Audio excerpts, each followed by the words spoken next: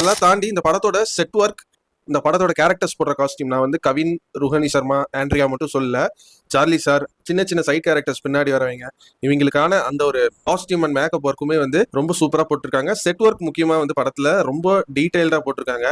என்னை பொறுத்த வரைக்கும் இந்த படம் காமெடியா அவுட் அண்ட் அவுட்டா சூப்பரா ஒர்க் அவுட் ஆச்சு எனக்கு. பட் ஆனா ஒரு த்ரில்லரா இன்னுமே நல்லா கிரவுண்ட் ஒர்க் போட்டு எடுத்திருக்கணும்னு நான் நினைக்கிறேன். அண்ட் முக்கியமா ஒரு விஷயம், நல்லவனா கடைசி வரைக்கும் காட்டுங்க, கெட்டவனா கடைசி வரைக்கும் காட்டுங்க. அது என்ன கதைக்காக, கமர்ஷியல் எலிமெண்ட்டுக்காக கடைசியில நல்லவனா இருந்தவன் எப்படி கெட்டவனா மாறினா பாரு, கெட்டவனா இருந்தவன் எப்படி நல்லவனா மாறினா பாரு அப்படின்னு ரொம்ப நம்பும்படியா இல்லாம காட்டாதீங்கன்னு தான் நான் சொல்றேன். ஏன் அவன் கெட்டவனாதான் இருந்துட்டு போறானே அப்படிங்கிற மாதிரி தான் எனக்கு படம் இந்த படத்துல பார்க்கும்போது இருந்துச்சு. இல்ல நான் அவன் கெட்டவன் தான், இருந்தாலும் நான் எச்சை இல்லை அப்படின்னு எல்லாம் சொல்றது செட்டே ஆகலை இந்த படத்துக்கு எனக்கு. இல்ல சப்போஸ் நீங்க வந்து அப்படிதான் காட்டி ஆகணும் அப்படின்னா அதுக்கான ஒரு ஸ்ட்ராங்கான வேலிடான பாயிண்ட்டை வந்து படத்துல வச்சிருக்கணும். அதை ஜஸ்டிஃபை பண்றதுக்கு இந்த படத்துல